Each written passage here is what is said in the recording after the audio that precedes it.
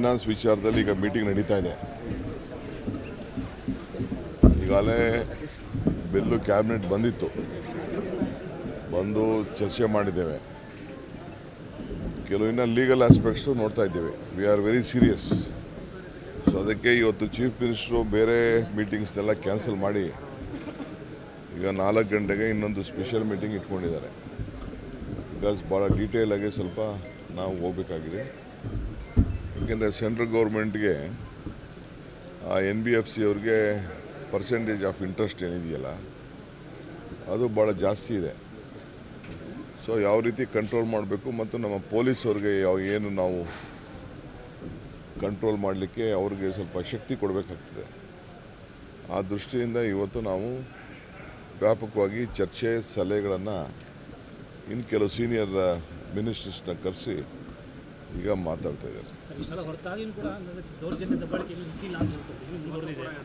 ನೋಡಿಯಪ್ಪ, ಇದು ಒಬ್ಬರು ಇಬ್ರಿಗಲ್ಲ, ಆಲ್ಮೋಸ್ಟ್ 1 ಕೋಟಿಗೂ ಹೆಚ್ಚಿಗೆ ಕುಟುಂಬಗಳಿಗೆ ಈಗಾಗಲೇ ಫೈನಾನ್ಸು ವಿವಿಧ ರೀತಿಯಲ್ಲಿ ಫಲಾನುಭವಿಗಳಿದ್ದಾರೆ. ಸೊ ನಾವು ಕಂಟ್ರೋಲ್ ಮಾಡಬೇಕು ಅಂತಲೇ ನಾವು ನಮ್ಮ ಸ್ಟೇಟಲ್ಲಿ ಹಿಂದೆ ಆಂಧ್ರಲ್ಲೋ ತೆಲಂಗಾಣನೋ ಇಂಥ ಒಂದು ನಡೆದಿತ್ತು. ಬಟ್ ಈಗ ನಮ್ಮಲ್ಲಿ ಜಾಸ್ತಿ ಆಗಿದೆ. ಅವ್ರಿಗೆಲ್ಲೂ ಅಧಿಕಾರ ಇಲ್ಲ ಈ ರೀತಿ ದಬಾವಣೆ ಮಾಡಿ ಸಾಯಂಕಾಲ ಹೋಗಿ ಕಿರುಕುಳ ಕೊಡಲಿಕ್ಕೆ ಎಲ್ಲೂ ಇಲ್ಲ. ಅದಕ್ಕೋಸ್ಕರ ಸರ್ಕಾರ ಕೂಡ ಹೆಲ್ಪ್ಲೈನ್ ಮಾಡಿದೆ. ಆ ದೃಷ್ಟಿಯಿಂದ ನಮ್ಮ ವ್ಯವಸ್ಥೆನ ನಾವು ಸರಿ ಮಾಡ್ತೀವಿ. ಅದು ನ್ಯಾಷನಲ್ ಲೆವೆಲಲ್ಲಿ ಫಸ್ಟ್ ಇವತ್ತು ನಾವು ಕೂತ್ಕೊಂಡು ತೀರ್ಮಾನ ಮಾಡ್ತೀವಿ. ಆಮೇಲೆ ಸೆಂಟ್ರಲ್ ಗೌರ್ಮೆಂಟ್ಗೆ ಏನು ಸಂದೇಶ ಕಳಿಸ್ಬೇಕು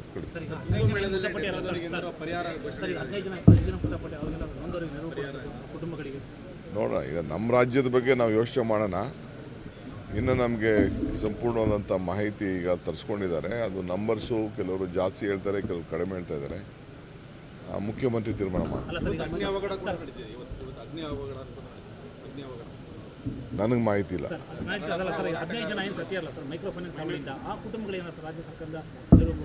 ನೋಡೋಣ.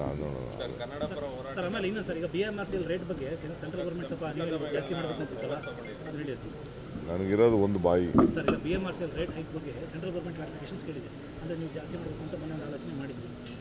ಏನಿಲ್ಲ, BMRCL ರೇಟ್ಗೆ ಸೆಂಟ್ರಲ್ ಗೌರ್ಮೆಂಟ್ ಕಮಿಟಿನೇ ತೀರ್ಮಾನ ಮಾಡೋದು. ಅವರು ನಮ್ಮವರು ಚೇರ್ಮನ್ನೇ ಅವರೆಲ್ಲ ಟೆಕ್ನಿಕಲ್ ಕಮಿಟಿಯವರೇ ಅವ್ರು ತೀರ್ಮಾನ ಮಾಡಿರೋದು. ನಾವೆಲ್ಲ ತೀರ್ಮಾನ ಮಾಡಿರೋದು. ಕಮಿಟಿಯವ್ರು ತೀರ್ಮಾನ ಮಾಡಿದ್ದು. ಎರಡೂ ಸರ್ಕಾರ ಸೇರಿ ನಾವು ಇದು ಕಂಪ್ನಿಯವರು ತೀರ್ಮಾನ ಮಾಡಬೇಕಾಗ್ತದೆ. ನೆಕ್ಸ್ಟ್ ಹೌದು, ಮೊದಲಿಂದನೂ ನಾನು ಹೇಳ್ತಾ ಇದ್ದೆ, ನಮ್ಮ ಪ್ರಣಾಳಿಕೆಯಲ್ಲೂ ಅದನ್ನು ಗಮನದಲ್ಲಿ ಇಟ್ಕೊಂಡಿದ್ದು. ಈಗ ಮುಖ್ಯಮಂತ್ರಿಗಳು ಘೋಷಣೆ ಮಾಡಿದ್ದಾರೆ, ಎಲ್ಲ ಕನ್ನಡ ಸಂಘಟನೆಯವರು ಯಾರ್ದು ಕೇಸ್ ಇದೆ, ಜಿನೈನ್ ಕೇಸ್ ಇದೆ, ಅವರೆಲ್ಲ ಅರ್ಜಿ ಸಲ್ಲಿಸಲಿ. ಸರ್ಕಾರ ಖಂಡಿತ ಪರಿಶೀಲನೆ ಮಾಡಿ ನಮ್ಮ ಹೋಮ್ ಮಿನಿಸ್ಟರ್ ಅಧ್ಯಕ್ಷತೆಯಲ್ಲಿ ಒಂದು ಕ್ಯಾಬಿನೆಟ್ ಸಬ್ ಕಮಿಟಿ ಇದೆ. ಆ ಕ್ಯಾಬಿನೆಟ್ ಸಬ್ ಕಮಿಟಿ ತೀರ್ಮಾನ ಮಾಡ್ತೀವಿ. ಅದು ಕ್ಯಾಬಿನೆಟ್ಗೆ ಮಂಡಿಸ್ತದೆ. ಆಮೇಲೆ ನಾವು ಮಾಡ್ತೀವಿ.